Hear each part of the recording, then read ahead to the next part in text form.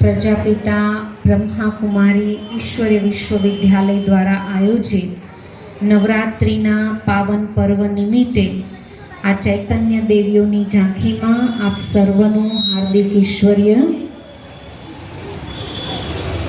આપ સર્વનું સ્વાગત છે. ભારત દેશની અંદર ઉજવાતા અનેક પર્વો, તહેવારો અને ઉત્સવો એ આપણને મનુષ્ય જીવનની અંદર કંઈક સારું શીખવવા માટે આવે છે. દરેક પર્વની પાછળ કોઈને ને કોઈ આધ્યાત્મિક સંદેશ સમાયેલો હોય છે. નવરાત્રિનું પાવન પર્વ આપણને જીવનમાં શું સંદેશ આપવા માટે આવે છે? આપણે દર વર્ષે નવરાત્રિ મનાવીએ છીએ, પરંતુ એની પાછળના આધ્યાત્મિક રહસ્યને આપણે જાણતા નથી. આજે આપ સૌને અહીં એકત્રિત કર્યા છે. આ નવરાત્રિના પાવન પર્વ પાછળનું આધ્યાત્મિક સંદેશ શું છે? નવરાત્રિનું પર્વ એટલે આસુરી શક્તિઓ ઉપર દૈવી શક્તિના વિજયનું પ્રતીક છે. ભારત દેશમાં ઉજવાતા તમામ પર્વોમાં બે પર્વો એવા છે કે જેનો વિશ્વ પરિવર્તન સાથે, સૃષ્ટિ પરિવર્તન સાથે ગાઢ સંબંધ છે. રાત્રિ શબ્દ એ અંધકારનું પ્રતીક છે. આપ સૌએ શ્લોક સાંભળ્યો હશે, યદા યદા હિ ધર્મસ્ય ગ્લાનિર્ભવતી ભારત. પરમાત્માએ કરેલા વાયદા અનુસાર અતિ ધર્મ ગ્લાનિના સમય, આ ઘોર કળયુગ રૂપી રાત્રિના સમયે જ્યારે સમગ્ર સંસારની અંદર અજ્ઞાનતા રૂપી અંધકાર છવાઈ જાય છે, એ સમયે પરમાત્મા સૃષ્ટિ ઉપર અવતરિત થઈ આવી અધર્મનો નાશ કરી અને એક સતધર્મની સ્થાપના કરે છે. એમાંની જ એક દિવ્ય શક્તિ એ આપણી સામે ઉપસ્થિત છે, માં જગદંબા સ્વરૂપે. માં જગદંબા અર્થાત એક એવી દિવ્ય શક્તિ કે જેણે પોતાની અંદર રહેલી આસુરી વૃત્તિઓને, આસુરી શક્તિઓનો નાશ કર્યો. આપણા શાસ્ત્રોની અંદર એક પૌરાણિક કથા છે કે મહિષાસુરના આતંકથી ત્રાસીને જ્યારે દેવતાઓ બ્રહ્માજી પાસે જાય છે, ત્યારે બ્રહ્મા, વિષ્ણુ અને શંકર, આ ત્રણેય દેવતાઓ પોતાની શક્તિને એકત્રિત કરી એક મહાશક્તિને, એક વિરાટ શક્તિને જન્મ આપે છે, માં જગદંબા સ્વરૂપે. 9મા દિવસના અંતે જ્યારે મહિષાસુરનો વધ થાય છે, જેની યાદગારમાં આપણે આ નવરાત્રિનું પાવન પર્વ ઉજવીએ છીએ. દૈવી શક્તિનો વિજય થાય છે. પણ એ અસુર કયા છે? આપણે દુનિયામાં રિયલમાં એવા કોઈ અસુરો જોયા નથી કે જેના ભયાનક ચહેરા હોય, આવી રીતે આસુરી શક્તિઓ દ્વારા દરેકને હેરાન કરતા હોય. આપણે જે અસુરો જોયા એ ફક્ત ટીવી સિરિયલોમાં જોયા છે અને આપણે જાણીએ છીએ આર્ટિફિશિયલ છે. બાકી રિયલમાં એવા ભયાનક ચહેરાવાળા, લાંબા લાંબા દાંત હોય, આપણે અત્યાર સુધી જોયા નથી. તો ખરા અસુર કયા? આપણી અંદર જ છે. આપણી અંદર રહેલી આસુરી વૃત્તિઓ, આપણી અંદર રહેલી બુરાઈઓ, વિકારો, વ્યસનો, ખોટી આદતો, એ ખરા અસુર છે. એને આપણે અંદરથી ખતમ કરવાના છે, એનો નાશ કરવાનો છે, આવી દિવ્ય શક્તિને ધારણ કરીને. પણ કઈ રીતે કરી શકાય? એના માટે બ્રહ્માકુમારી વિદ્યાલય દ્વારા 7 દિવસની શિવ સપ્તાહ સંભળાવવામાં આવે છે. એ 7 દિવસની શિવ સપ્તાહની અંદર આપે વિધિ શીખી શકશો કે પોતાની અંદર રહેલી બુરાઈઓને, વિકારો, વ્યસનો ઉપર આપણે કેવી રીતે વિજય પ્રાપ્ત કરી શકીએ. જો તમારે વિધિ શીખવી હોય તો એક વખત આ 7 દિવસની શિવ સપ્તાહ આપ અવશ્ય સાંભળો. એની કોઈ ફી નથી, કોઈ ચાર્જ નથી, વિના મૂલ્યે છે. તમારે ફક્ત તમારો અડધો કલાકનો સમય આપવાનો છે.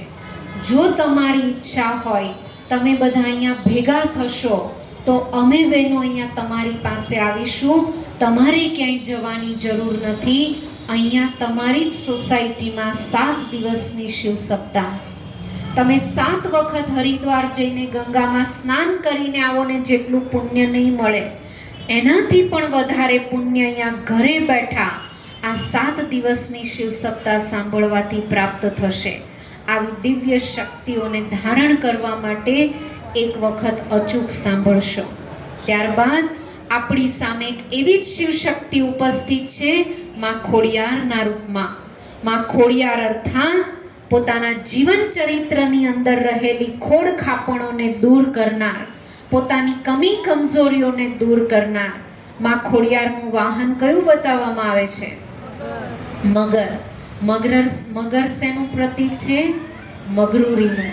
મગરૂરી અર્થાત પોતાની અંદર રહેલો અહમ, પોતાની અંદર રહેલો અહંકાર, જેના કારણે આજે સંબંધોમાં તણાવ છે, જેના કારણે આજે સંબંધો તૂટી રહ્યા છે, કુટુંબ પરિવાર દિવસે ને દિવસે નાના થતા જઈ રહ્યા છે. એનું મૂળ કારણ એ આપણી અંદર રહેલો અહમ છે.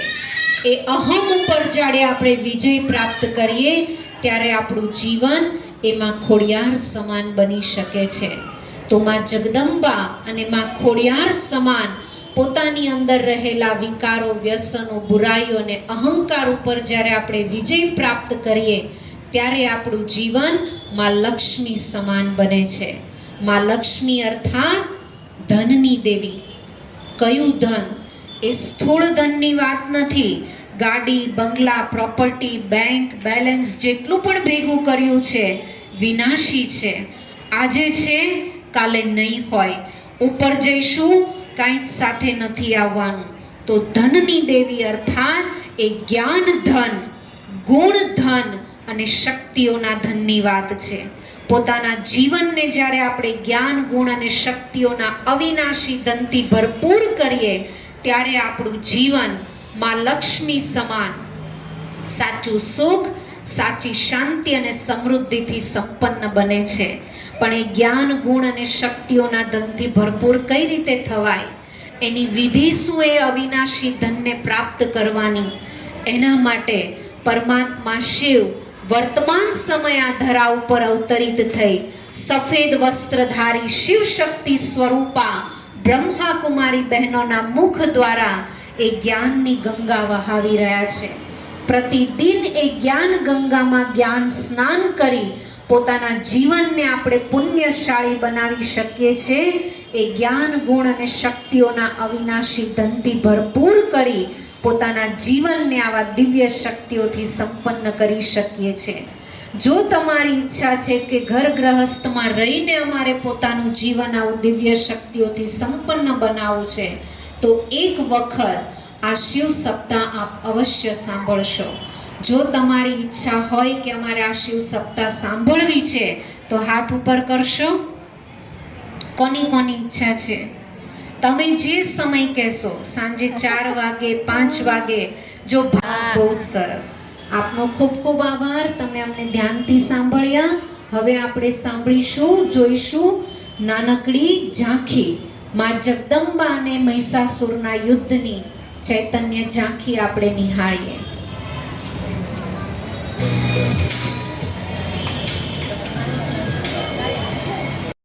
કે મહાબલી મહિષાસુરના આતંકથી ભયભીત થયેલા દેવતાઓ બ્રહ્માજી પાસે જાય છે.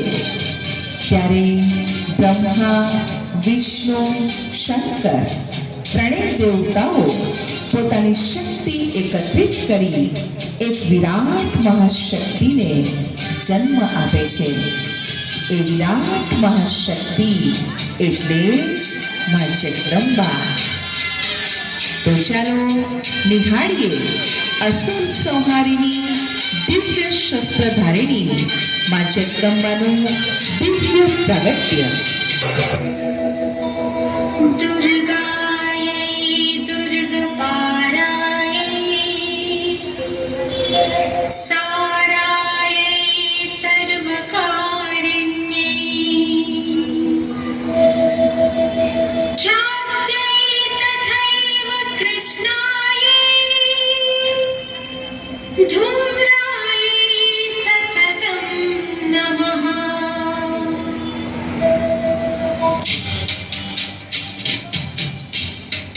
મા જગદંબાએ પોતાની અપાર શક્તિ અને દેવતાઓ દ્વારા પ્રાપ્ત દિવ્ય અસ્ત્ર શસ્ત્રથી મહિષાસુરનો સંહાર કર્યો હતો.